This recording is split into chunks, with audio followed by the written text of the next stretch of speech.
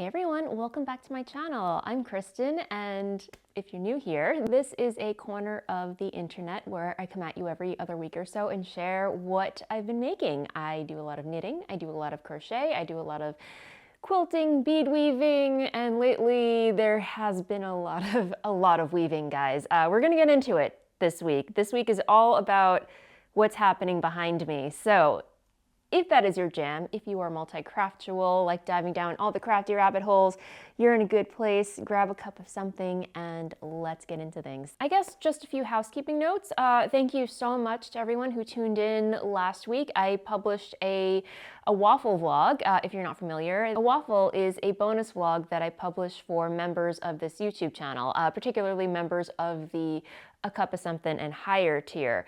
And last week I was feeling generous. I felt like, let's, little Valentine's Day gift to everyone, just as a thank you for subscribing, for watching, for tuning in, just to give you guys a little sneak peek of what my waffle vlogs are like. And as you can tell, they're very casual, they're very free form. I mean, I feel like all of my videos, I try to be as myself as I possibly can, unscripted, flying by the seat of my pants, but there's a little more production put into what I publish on the main channel, a little more setup, a little more time and thought and effort, whereas the waffle vlogs, I call them waffles just because I waffle on about whatever's top of mind, whatever I've been working on, life, crafting.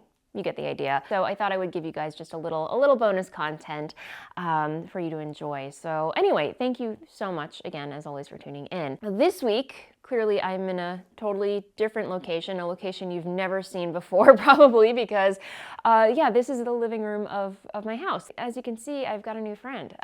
This is Marie Antoinette. This is my floor loom that my wonderful, generous mother-in-law gifted to me several months ago. I want to say right before Christmas. I believe I talked about her on the channel, but just to regale you guys, she gifted this to me because I had mentioned to her that I have started getting back into weaving. I have a rigid heddle loom that I've been toying around with, and my mother-in-law, who is a very seasoned, wonderful, talented weaver, who has more than one loom, she said, you know what?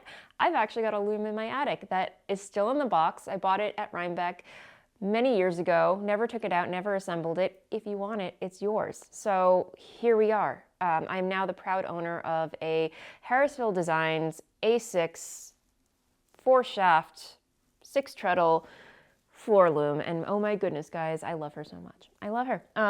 It took us a little time to warm up, but we're getting acclimated, we're getting acquainted with each other, and I think it's going to be a beautiful relationship. I guess we're going to talk about this now, but today is the day that I actually sat down and wove on her, and I've dipped my toes into weaving. Again, as I mentioned, I have a rigid heddle loom that I've been playing around with, and while the two are similar, you can create cloth on both. They are different experiences. This one, is a totally different learning curve. So I've kind of been trying to wrap my brain around the whole process of just learning the ins and outs of warping yarn, dressing a loom, slaying the reed, and it's a science, guys. It's an art, it's a science, and it is a process. And that's one thing that I will say. If you are thinking about getting into weaving, my goodness, if you are a knitter coming to weaving, make sure that you are the type of knitter that loves the process, That's the only way I can describe it, because my goodness, is this a process? It is a process that you must enjoy and just completely immerse yourself with to get to the point where you're actually weaving. I guess I will get into all the nuts and bolts, or the nitty-gritty of weaving in another episode, and just basically talk about my experience thus far. I'm not gonna lie, guys, it has not been easy getting to this point. There were moments where I literally felt like crying, where I felt like screaming, like throwing things across the room because it wasn't clicking. I think it really comes down to finding, a tutorial or way of learning that really resonates with you. So right now I am teaching myself how to weave, and so far while it has not been easy, I'm making progress. And the way I've been learning is, number one, through obviously YouTube video tutorials, and which are great for getting started, but I feel like they can only take you so far. I mean, no doubt you can learn if YouTube works for you. That is great, but I found I had the most success in getting to this point through online courses, and namely Kelly Casanova's School of Weaving. There's also School of Sweet Georgia, who is hosted by Felicia Lowe of Sweet Georgia Yarns. She's brilliant, but I felt like I had the most aha moments with Jane Stafford. She's a Canadian weaver. She's great. She's got a wonderful, bubbly sense of humor, and like her teaching style just completely resonated with me. And don't get me wrong, there are so many bits and bobs that I gleaned from Kelly Casanova. I mean, she was just my gateway drug into learning how to weave. So especially for rigid heddle loom weaving. I mean, if you want to learn how to weave on a rigid heddle loom, Kelly Casanova is your girl. School of Sweet Georgia, I mean, my goodness, Felicia Lowe, she's got an excellent teaching style, but when it came down to like dressing the loom, warping and everything, like Jane Stafford just totally clicked. So both schools offer monthly to yearly subscription, so you can opt in for a monthly subscription or an annual subscription. Not sponsored by any of these, by the way. These are just I paid for these courses with my own hard-earned cash, but I'm finding which ones are working for me, and the ones that aren't, I'm just going to opt out. I will leave links to all three down below if you want to check them out for yourselves, but I think it's great that you can dip in for a month, see if it works for you, and then opt out if it's not your jam. I will even say though, Jane Stafford's course, she has I think a 7-day trial, so you can opt in. It's like $10 a month, 7-day trial. If you don't like it, you can just jump out. But so I'm going to be sticking with Jane for quite some time, I think, because I love her teaching style. She's just great, and I'm learning so much. But for rigid heddle loom weaving, I'm also going to be sticking with Kelly Casanova because she's the queen of rigid heddle loom weaving. I showed this off on the video last week that I published. This is a houndstooth scarf. It's a little wrinkly because I've been wearing it, but I wove this on my rigid heddle loom. It's houndstooth using 2 colorways. This is yarn that I picked up from Michael's. It's their Loops and Threads Luxe Merino. So it's a merino acrylic blend. It's really lovely yarn. It has a really nice drape. I mean, I'm not gonna lie, it does feel a bit acrylic-y, but it is still soft. It keeps me warm when I wear it. And it even has little fringes on it, which I'm obsessed with, guys. This was so fun, so quick, and so easy to make on the rigid heddle loom. Again, just plain weave. You're just manipulating the order in which you're picking your colors. Weave 2 picks with one color, switch colors, weave 2 picks with that color, and switch on and off, on and off, on and off. So super simple, super easy, great beginner-friendly project.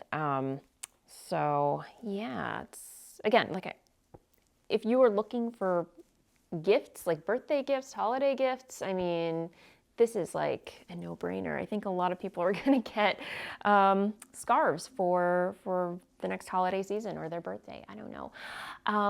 Guys, I apologize, like I did not plan the lighting situation here. We are getting quite a lot of sunlight. Let me go fix things. Hopefully that's better. We're getting a little late day sun. It was so gloomy in the morning, and now the sun is out. It's wonderful, and now I'm extra bright. So yeah, that is weaving. And yeah, again, what else do I want to say about this lovely creature behind me other than yeah, I'm still taking her through her paces. Again, I have a project on here already. This is my very first project that I'm working on this loom at the moment. And yeah, guys, I mean, assembling her, again, as I mentioned, when my mother-in-law gifted her to me, she was still in a box, so she required assembly. That took quite a few weekends, guys.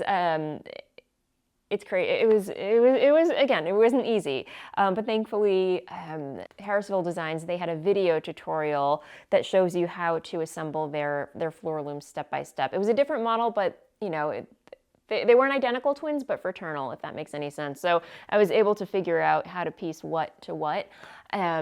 And I did need to purchase a couple of extra accoutrements to make it all happen. Like up here, I don't know if you can see this little spiky bit right here. This is a rattle, and I had to get clamps and what else?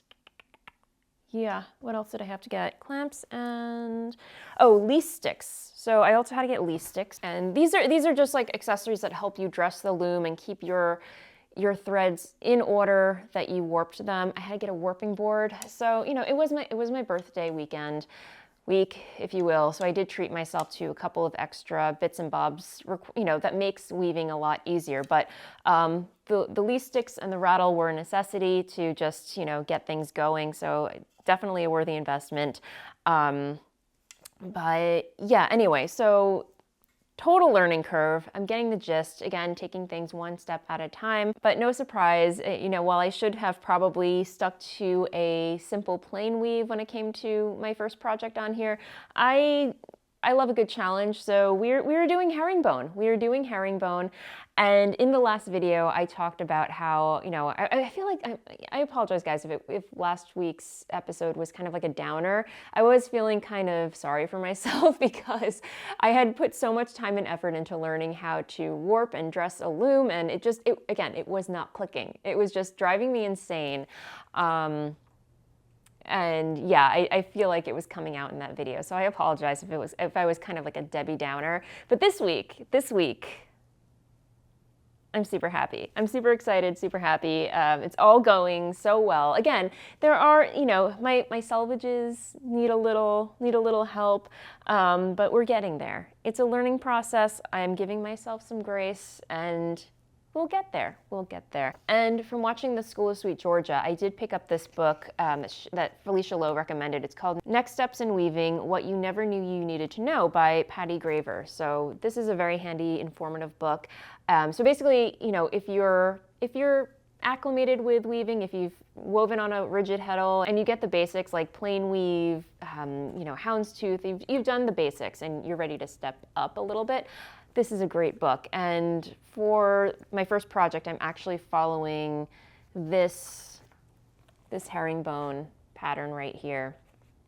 So it's more like it's a horizontal herringbone. So basically you're just weaving one way, and then weaving the next way, weaving the next way. I'm not doing a good job explaining it, but there are treadles underneath this loom. I'll try and insert some video here, but basically you're treadling one direction twice, and then you're treadling the other direction twice, and so on and so forth, so on and so forth. And at the top here, while you're doing all your walking, you're shuttling your shuttle through, back and forth, back and forth.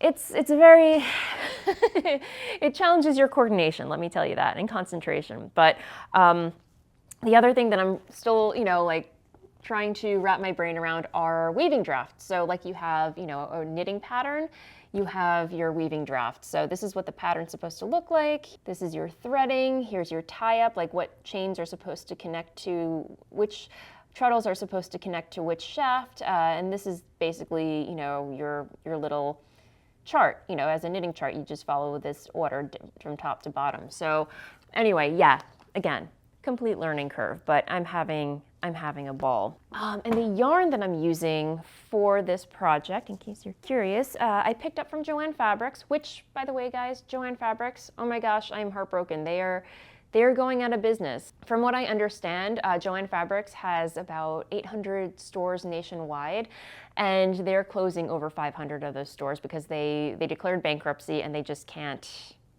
get out of it, guys.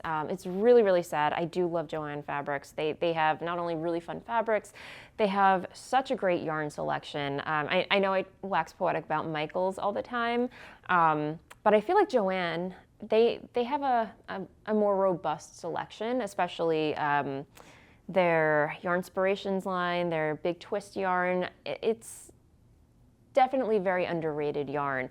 Whereas Michaels, you know, while I do appreciate their yarn, they have more of like their in-house yarn. They still have Lion Brand, they still have patents, but it's mostly their own in-house yarn. So anyway, that's pretty much the only difference. But yeah, anyway, Joann's does have more patents yarn, which, as you know, I love to work with. And I saw that they had this yarn, which is Patents Evermore. Here's the label.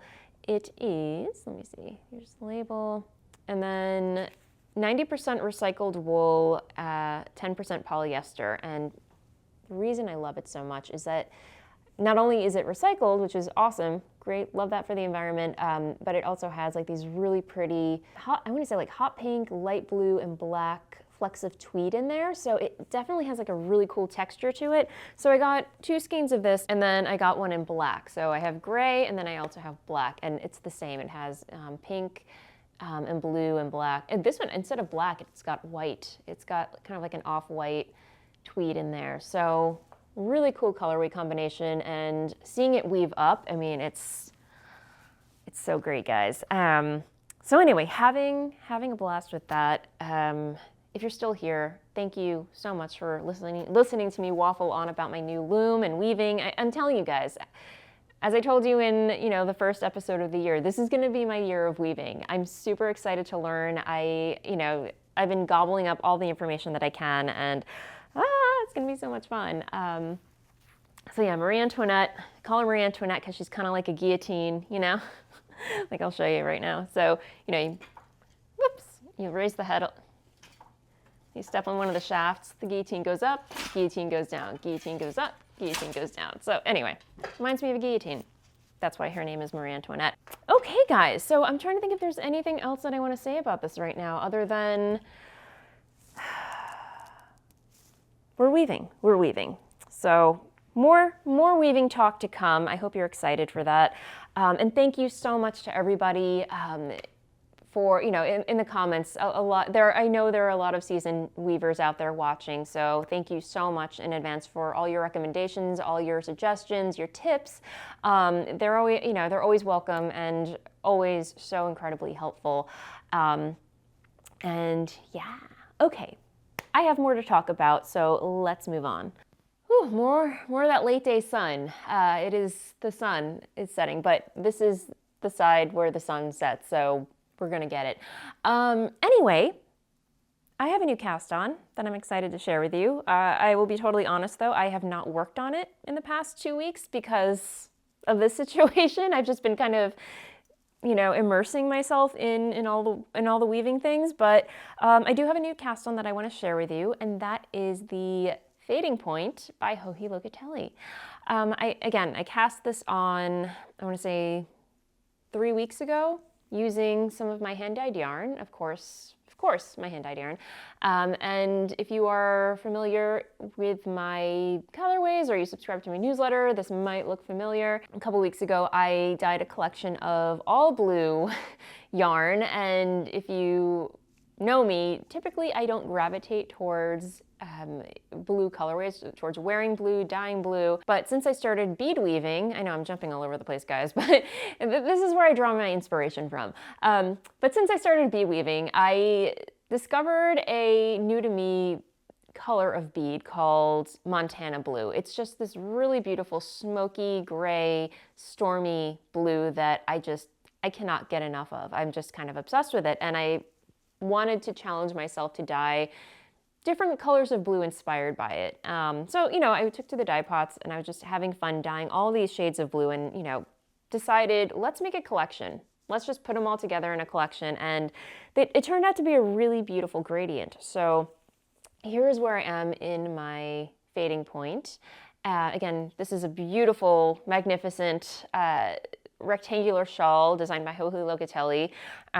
Did I mention it was by Locatelli? Probably, I forget. I feel like this is gonna be an epic knit because looking at the photos, it is a huge shawl.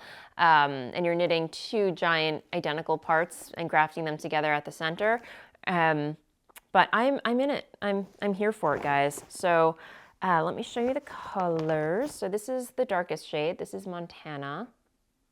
It's just a really lovely kind of sapphire, stormy blue. And then there's this one called Sea Shanty, which is a little bit lighter. And then we have, oh my goodness, Storm Brewing. We're getting lighter. And then an oldie but a goodie, Myth. So This is a very light blue that I dyed when I first started dyeing yarn. This is one of my first colorways. I haven't dyed it in a really long time, but I felt like it kind of lended itself to the gradient, if you will. So reworked the formula. She's back in action. But looking at the pattern, I had cast it on and I didn't, again, I don't read directions all the way through, guys. It's not my style. I don't know. I like to jump into things head first without planning anything. I don't know if you gathered that, but that's how I roll. After I cast on and started reading through the pattern here and there, you know, I realized that it calls for 5 colorways, not 4. So I only had 4 colorways caked up, and I had to take to the dye pots again and dye myself a lighter blue. I could have gone darker, but I decided to go lighter for the center. So I dyed this colorway right here. What did I decide to call this? Oh goodness, Katina, if you're watching, you're probably laughing your butt off because I have it written down somewhere, but it's a lighter blue, just kind of like this ice. Oh, glacial. Yeah, it's like an ice. That's what triggered my memory. It's just a very light ice blue with a hint of teal in it, and I decided to call it glacial.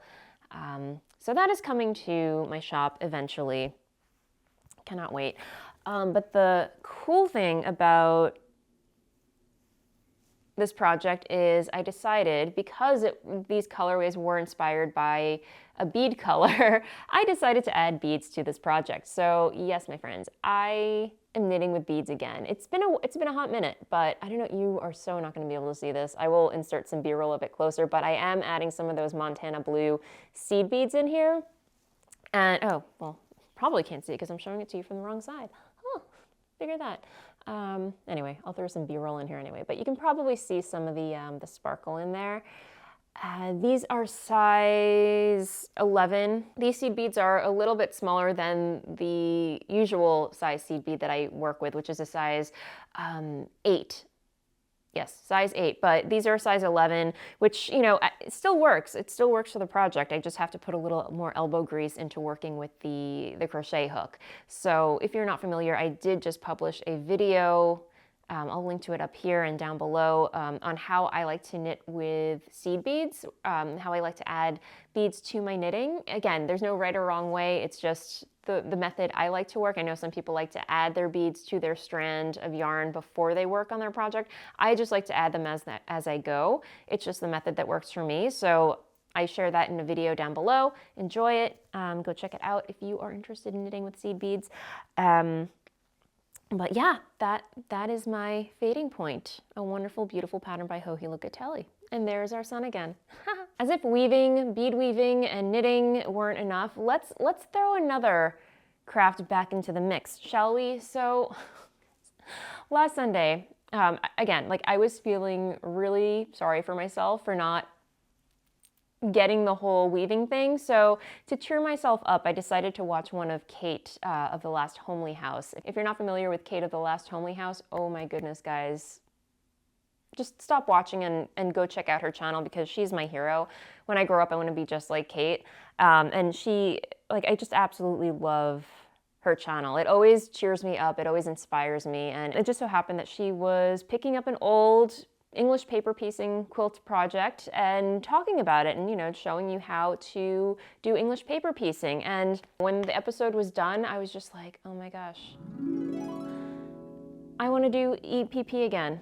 Let's do EPP, Kristen. Let's start a new project. Let's just do what Kate's doing and do EPP. So anyway, yeah, you're probably guessing what I'm going to show you next. So anyway, first, can we talk about this bag? I picked it up from Joann Fabrics. I'm seriously, guys, I am going to miss them when they close. They always have the best reusable shopping bags. I mean, basically, it's just crafty tarot cards. You know, you've got the artist, you've got the creator, the Fool, which is a kitty playing with yarn, the Hermit. This is my card, the Hermit. No, this is the Stitcher. The Hermit, here's the Hermit. This is me, the introvert, knitting at home, not leaving the house except for sustenance. Anyway, love this bag so much, and it's housing all the projects, all the things that I want to show you. Anyway, as I was talking about, guys, I jump. Train of thought. It's not linear, it jumps. I don't know if you've gathered that. But as I was watching Kate's video, she was talking about picking up an old English paper piecing project that she started a couple years ago. It was the Plus quilt. You've probably heard of it. It's English paper piecing. All it is, it's little plus motifs that you're sewing together. And I don't know why, it just seemed like a good idea. So I immediately thought of this fabric. Once again, not to bring up Joann's again, but a while back I had picked up a bunch of fat quarters for a project that, surprise, surprise, never came to fruition. It was actually a really cool, just plain half square triangle project. I'll pop a photo of it here. It's from an Etsy shop. I don't even remember the designer, but again, all the information down below. Love the color story that she chose for it, and I wanted to copycat it. So went to Joann Fabrics, picked up, you know, colorways that, or fat quarters in those colors, and here we are. This is not all of it, but you get the idea. Just a lot of teals, a lot of navies, a lot of blues. There's that blue sneaking its way into my life with little pops of coral and pink. So started making that project, and again, it was all half square triangles. And honestly, guys, I think I had just come off of a project that was all half square triangles. And I just kind of wanted to like why am I doing this to myself? Why am I, you know, anyway. So that didn't work out. But, you know, once I saw Kate working on her Plus quilts, I was like, okay, we have a plan for all this fabric that I purchased. So I've got my work cut out for me, my friends. Let me see, I'll pop you, maybe not over there, but I've already gotten started. I started working on my own version of a Plus quilt. I've got my own little Plus quilt going already. So these are super quick to whip up. Like one Plus, here's one Plus. It's basically just a little quadrant of little, you know, I guess beach houses. When they're alone, they look like little beach houses, and you just sew them all together in the center. Really, really quick. They come together in less than maybe 6 minutes, I want to say. Yeah, so, you know, just listening to podcasts, watching YouTube videos, and just sewed a bunch of pluses. However, I think when I put this all together, I'm not so much a fan of the plus look, but the X look. Now we're talking. You know, especially coming back from Amsterdam. If you're not familiar with the Amsterdam flag, I will pop a photo of it here, but they have a pretty badass flag, my friends. It's red and white, and it has 3 black X's going down the center. I'm blanking on what those X's stand for, but they represent, you know, the morale and, you know, values of Amsterdam, and it's pretty amazing. But I love, you know, I love the X motif, and whenever I see this, I think of Amsterdam. So I think I'm gonna make myself, I don't know, I mean, obviously I know these aren't the colors of the Amsterdam flag, but just seeing the X's brings me back, you know? So I think I'm gonna make an on-point quilt. All an on-point quilt is if you look at a regular quilt that's sewn together with squares, you know, in rows, imagine those squares just tilted on their sides so they look like diamonds, you know? To create that rectangle. And, you know, on point can be a little tricky because, you know, you're working with the bias of the fabric. So you kind of want to make sure that, you know, you're not pulling or tugging in too hard of a direction. Anyway, that's another story for another day. But the fact that these are EPP, you have these little cardboard bits in the back holding the structure of the quilt. So, you know, you don't really have to worry about bias being stretched or anything. So once these are all stitched together, you know, you can just turn them on the edge. It's gonna be an X quilt. It's gonna be awesome. So yeah, we are English paper piecing again, and I'm very excited about it, guys. It feels great. I forgot, you know, every time I take a break from English paper piecing and I come back to it, I'm like, why did I ever stop? Why? So yeah, I'm very, very happy to be doing that again. And if you're curious about when English paper piecing is or want to do it, I have a tutorial for that as well. So I will link to that in the doobly-doo and in the description box down below. Wow, guys, I feel like I've been talking for much too long. I should probably wrap things up. Yeah, is there anything else I want to say about this? Yeah, well, basically, as I mentioned, I am using fat quarters. I'm not really, again, I'm not planning very well. Like, I'm just chopping up my fat quarters. This is one fat quarter, and out of one of these fat quarters, you get, I believe, 15, let me see, 1, 2, 15. So 1 fat quarter yields 15 pluses or X's. And this is a free pattern, by the way. I should mention that. It's free. And there's also templates you can download. I will leave all the information down below along with everything else that I mentioned in this episode. So you can take a look at that if you would like. So yeah, okay, my friends. Whew, I've been waffling on for much too long, as I do, and this isn't even a waffle, my goodness. Speaking of waffles, if you would like to support this channel, feel free to click the join button down below on your main computer and become a member of this channel. Support the work that I do here, help keep the lights on, you know? Yeah, if you become a member and join the A Cup of Something or higher tier, you can gain access to my waffle vlogs, which are weekly bonus vlogs. If you need a dose of yours truly every single week as opposed to every other week, you know, consider joining that tier. And you will also, regardless of whatever tier you join, you will get an invite to our private Facebook group, which is just a really wonderful community of members where you can come and share what you're working on, ask questions, chat, and it's a lovely place to be.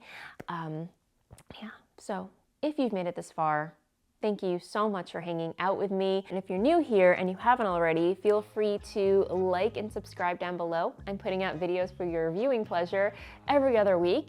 And until the next video, happy making, and I will see you on the next video. Bye.